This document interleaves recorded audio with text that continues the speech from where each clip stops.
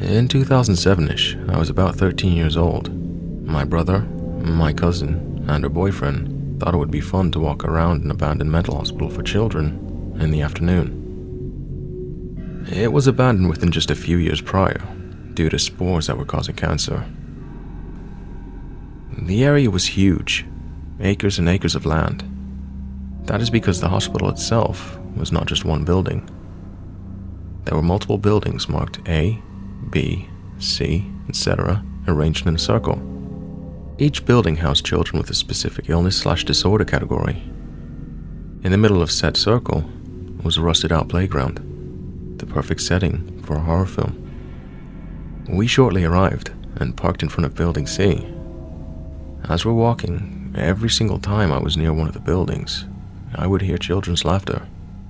It was echoed, but sounded like it was right next to me. Very odd. My cousin tried opening a door to Building B, but it was locked shut. A couple of seconds later, there was a loud bang coming from the other side of the door. My brother, being my brother, always said it's just kids partying in there, as his reasoning for anything abnormal happening. My cousin then screamed and pointed up at a window, claiming she saw a girl with a white gown on. I got too freaked out and asked if I can go back to the car. My cousin's boyfriend escorted me and the rest of them decided to continue exploring.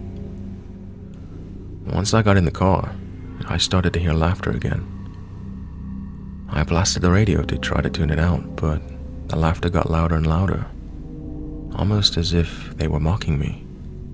I decided to put my hands over my ears and put my head between my legs, and yet the laughter never diminished, even slightly.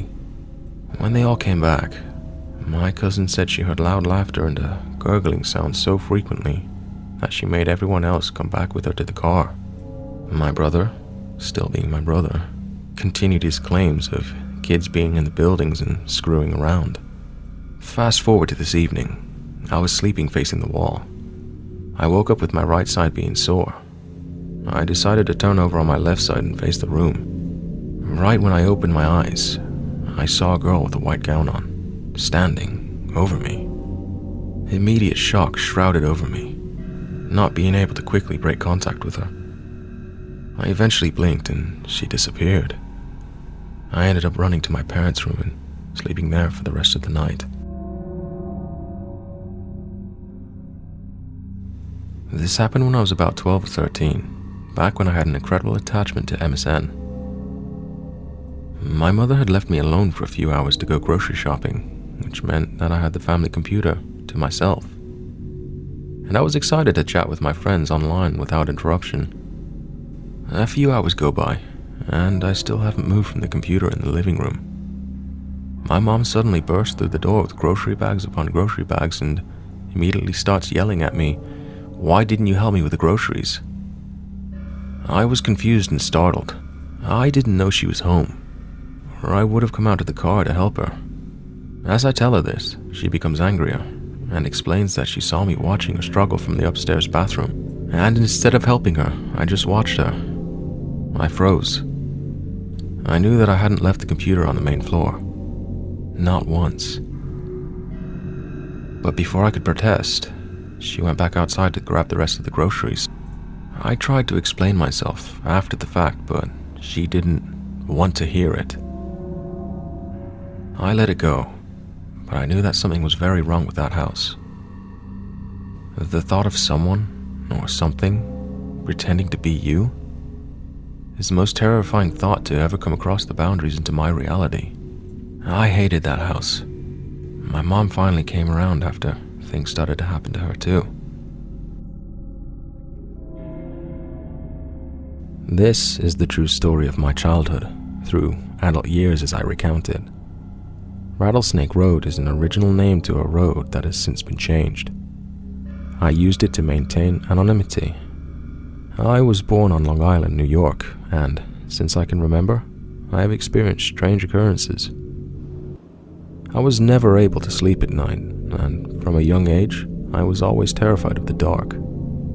Yes, every child is afraid of the dark, but I was afraid for reasons that I was unable to explain until later in life. There are a few stories while here, but I want to fast forward to when I was a bit older and things began to make sense to me. My family purchased a second home, and we moved to Colorado. We lived on a ranch, located at the top of a hill that fed into the Rocky Mountains. There wasn't much around us. A few neighbors, thousands of acres of hilly and mountainous terrain that surrounded our family. There was a long dirt road that led to our property, Rattlesnake Road. I was about 7 years old at the time. This is when I began to understand what I was going through wasn't normal. Our home was small. It was a ranch-style house with a 3-car garage, which took up half of the structure. The other half was built into the hillside, where you entered from the front. You walked into the living room and could see straight out of the back sliding door into the plains. In front of you was the kitchen, old with brick. Straight down the hallway started my room on the right. My brothers followed that, and lastly, my parents' room on the left.